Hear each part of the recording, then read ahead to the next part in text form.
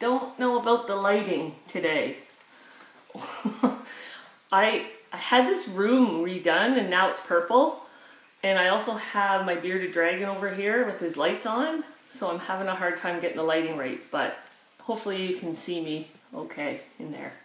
Whoever's out there. If there's anyone out there. Good morning. My name is Lisa White. I'm the Health Promotion Manager. Welcome to my Monday morning short. This morning's topic is on the subject matter of managing our angry moments, and I have already done a video on a little bit of information on this one, but I'm going to focus in on thinking errors today. And any of the information that's provided to you in these briefings is property of the Department of National Defense and Strengthening the Forces. So it's for trained facilitators to facilitate, and it isn't for people to buy or give to other people. So just a little bit of tidbit there. So far in all these videos, I'm not sure how many videos we've done. I feel like we've done probably 20 maybe.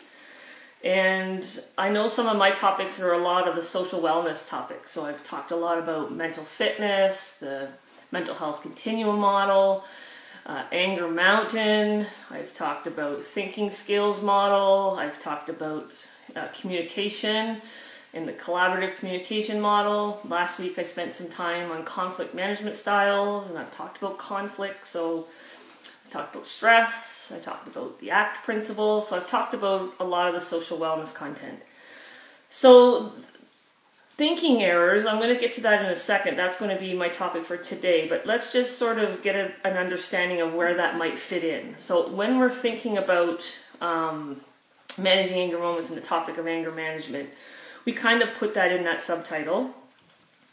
And it sort of stems from the cognitive model. So if we're looking at the thinking skills model, they sometimes call that the concept of cognitive skills. So in that, this is where we are connecting our thinking to our physical sensations, which impact our emotions and our behavior. And so it's important that we understand why we react in some situations and why we don't react in others. And it's really about us being able to recognize what we're thinking about at the time. And that's sort of where those thinking errors will fit underneath there, right? Which I'm going to get to. We've also explored in the past, we talked about trigger thoughts. And what trigger thoughts do is trigger thoughts usually intensify your emotions, your physical sensations, which lead to your actions. They may create an angry response to a stressful situation. So if you look at a stressor plus a trigger thought, it usually ends up in an anger generating situation. If we were to look at coping thoughts usually decrease emotional responses and physiological sensations and actions. They allow for a calm response to a stressful situation. So a stressor plus a coping thought is usually a problem-solving situation. So that's how those two tend to react together. Before I get into thinking errors, which is what I'm going into next, I want to give a little shout out to my 5th grandson, Jameson, who turns today. So happy birthday, Jameson. Okay, let's move into trigger thoughts. Or not trigger thoughts, thinking errors. So thinking errors are based on wrong assumptions or inaccurate beliefs which lead to wrong conclusions. They're often habitual ways of thinking that we are not even aware of. So the solution to this is critical thinking skills. So I'm going to go through 10 different types of thinking errors that are out there. And if I have time, because this is a Monday morning short, I will go through reframing. So when there's a situation and you have a thinking error that's attached to that, one of the things you can do is reframe the situation that you're looking at so that it doesn't lead to an anger generating situation, so that it leads you to stay a little bit calmer in certain situations. So the first one, selective attention or a blind spot. So in this one, this is drawing conclusions without evidence or even when you have evidence to the contrary. It's picking out details that you want to see or hear to fit your view of things. using selective details for case building, or to justify your own reactions to your behavior. I can remember raising my kids and justifying me getting angry was part of the things that I used to do, right? If you guys had to listen to me when I told you to pick up the toys and put them away, then I wouldn't have got angry, right? So I'm justifying the situation and I'm picking out the information in there that suits me, right? That is a thinking error, and as you can see, it's leading to that behavior to be continued because I'm justifying what I'm doing, right? So an example of that too would be, I am young and healthy, so drinking until I pass out won't affect my health. So people putting that I'm young and healthy, so I can just drink as much as I want and it won't affect me. So that's picking out information in what you're thinking that best suits you. Another one is, I know she is untrustworthy, I saw her talking to another guy. So immediately your conclusion, without collecting any evidence to the contrary, is to think that somebody is untrustworthy because they're talking to another gender, right? So that would be an example of a thinking error that would be called selective attention or blind spot. The second one I'm going to talk about is black and white thinking, classifying things into rigid or black or white categories. So not allowing yourself or others to feel or do things in degrees. So you're either with me or against me. It's my way or the highway. Children are to be seen, not heard, right? So that's the type of rigid thinking that some people have, right? Which can lead to people not reacting to you as well, right? If you're always thinking in those types of categories. And it can lead to anger generating situations. Overgeneralizing is viewing a single event or proof that any similar event will turn out the same way. Using words like everybody, always, nobody, and never instead of words like somebody and sometimes.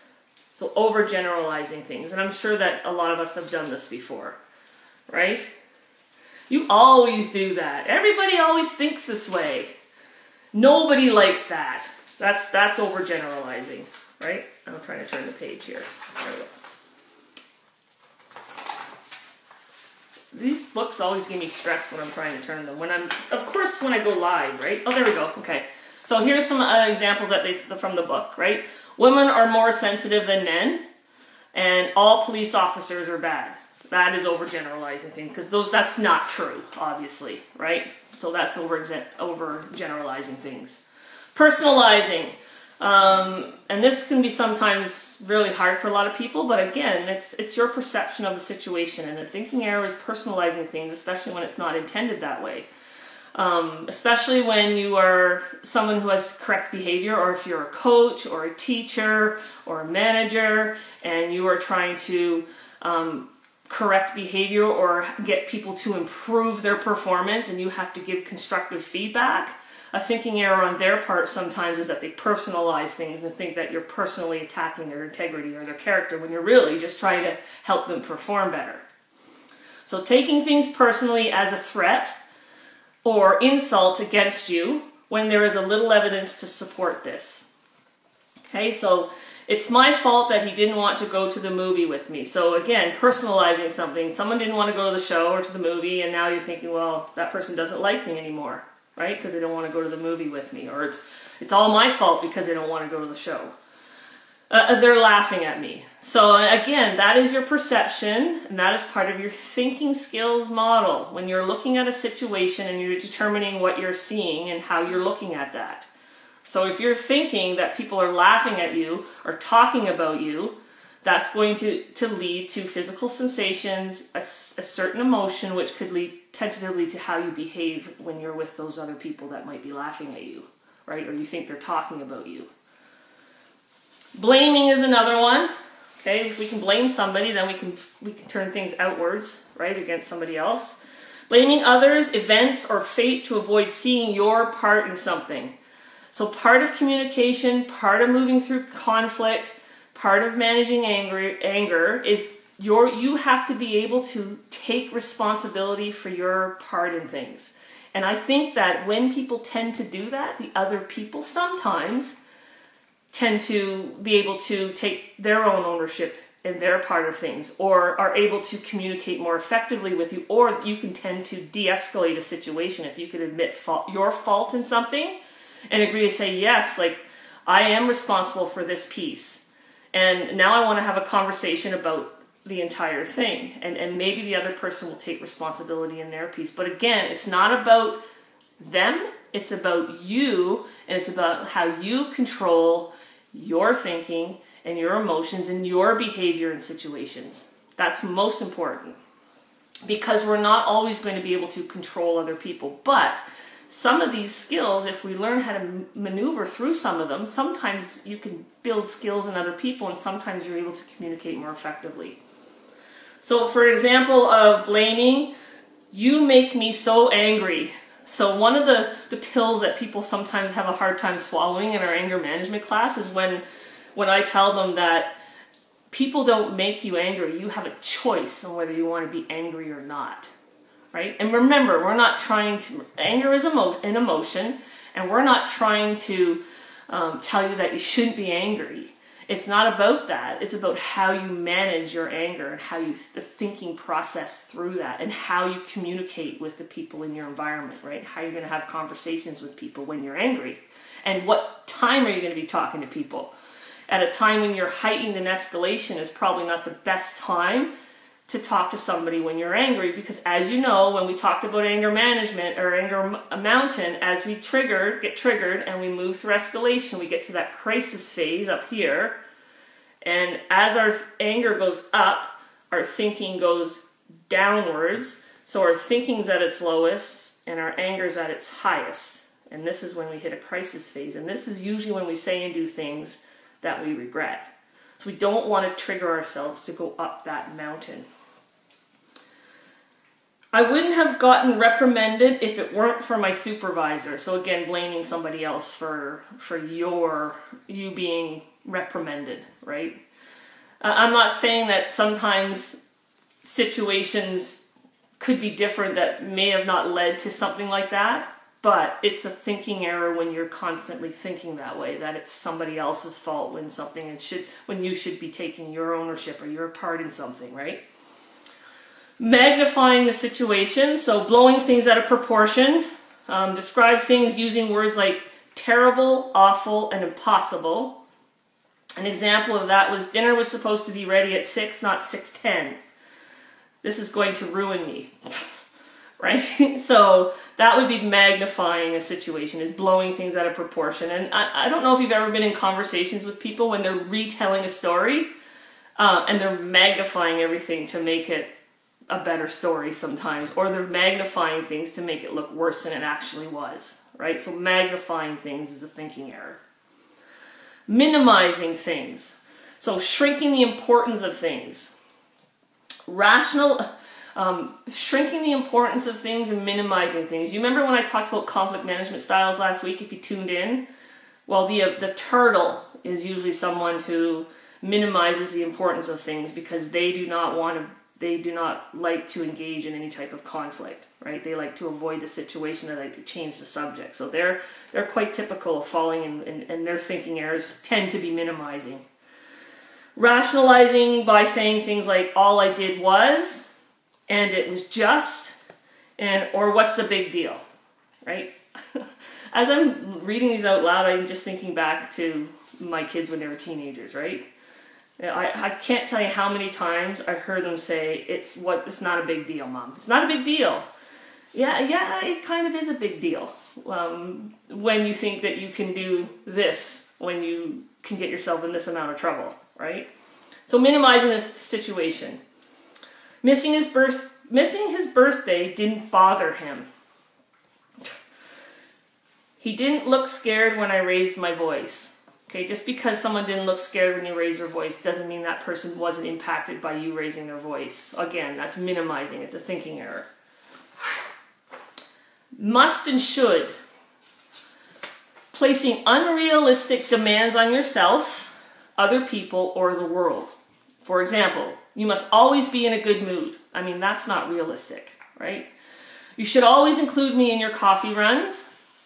You must treat me well or else are 3 examples of must and should.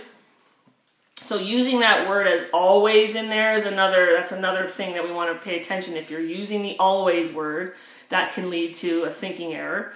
And when you're communicating with somebody else and you're saying you always do that, that type of thinking error and that type of form of communication could put the other person in the defensive, right? Which isn't going to lead to maybe a healthy conversation. I can't stand it. So believing that you cannot deal with life or a situation. Nobody could stand the memories that I have had to live with every day. I absolutely cannot stand this for one more minute. Sometimes people use I can't stand it with overgeneralizing. They get those things confused sometimes. People damning or labeling is the next one. So believing that people deserve to be put down or labeled because of their actions. Putting others down to make yourself look better. For example, he is such a loser, he deserved what he got. Sometimes people like to relish in other people's misery and to blame or people damn or label somebody else. They think that it makes them feel better, but that's part of your internal self-talk. Sometimes when we talked about negative thinking, if you're thinking negatively about yourself, that can turn outwards on other people. So that could be something that's it's not necessarily their actions of doing that. That's something that they're struggling with, that negative self-talk, which is becoming a thinking error, which is then being turned outwards onto other people, right? So those are 10 thinking errors. I'm going to quiz you on a couple and see what you come up with here. Well, how much time do I have here? Maybe I'm not going to quiz you. I think I started late. I'm not going to quiz you, but I will give you a few reframes, okay, so that you can get an understanding of what you should be doing when you have these thinking errors. And reframing is a way of changing our thinking from focusing on the negative aspects of a situation to looking at the situation in a more positive and realistic way. This usually leads to positive coping problem-solving behavior. Okay, so here's the trigger thought. People shouldn't drive if they're going to drive too slowly. Right? The thinking error that's around that one is must and should. So here's how you can reframe that to be a little bit more positive. And it also can prevent you from escalating a little higher too. So the reframe is, sometimes people drive slowly for a good reason. Maybe they're just learning to drive or they're driving in an unfamiliar vehicle. That's a reframe. That is a form of de-escalation if you think you might be triggered, right? And it's very important in critical thinking skills that you identify how you are thinking. And once you can do that and recognize if you're having a thinking error, you may be able to reframe situations, and over time, as you practice, you will be less triggered in certain situations. Okay. And it also, I don't know if Kenny's watching. Is he walking? No, he's not. When we're driving, right, because he can sometimes get rattled when we're driving. He has a little bit of that, right? And something will happen, and I'll say, oh, they're probably just looking for a place to turn. Like he's, oh, I'm driving slow. Rrr. And I'll just say, well, they're just probably looking like they're trying to either find a house or maybe there's something wrong with their vehicle, right? So I sometimes reframe his thinking errors, and then sometimes over time he learns to think that way as well, sort of, sometimes.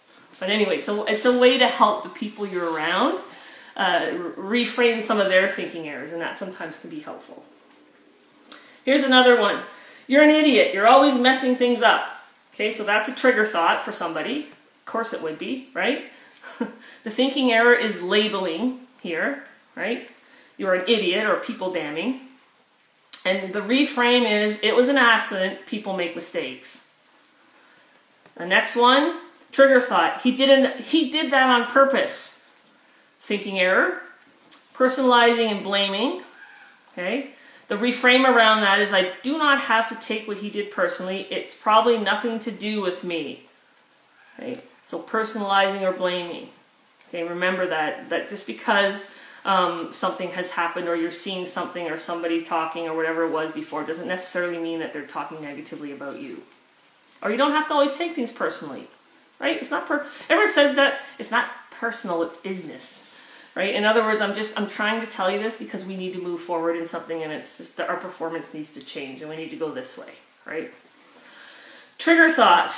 There's only 2 left and then I'm done. Trigger thought. This is going to ruin me. A thinking error is magnifying, obviously, right? Reframe. I've made money before and I can make it again. So this is going to ruin me. That statement had something to do with money. Okay? Trigger thought. This is the last one. I can't stand the pressure. What thinking thought? What thinking error do you think this one might be? I can't stand the pressure. The thinking error is magnifying, or the thinking error is I can't stand it. And then the reframe around that is I'm under a lot of stress now, but I can handle it. Okay, so today's shorty short, which was a longer short than last week's shorty short for me and for Jeanette, but if you put them all together, then the average time is perfect, right?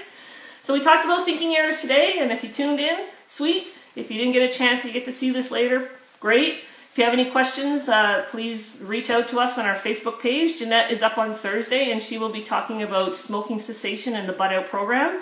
And I'm not sure of her Monday short, but if you can tune in on Thursday, she'll be letting you know what her Monday short is next week. It's fantastic. It's raining outside. We really needed lots of this rain. It's for the farmers, for the birds, for the plants, for all of us. So enjoy the rainy day. And I will see you in about 10 days for my Thursday short, or Thursday briefing, which I haven't decided yet. Have a fantastic day, and thanks for coming out. Talk to you later. Bye.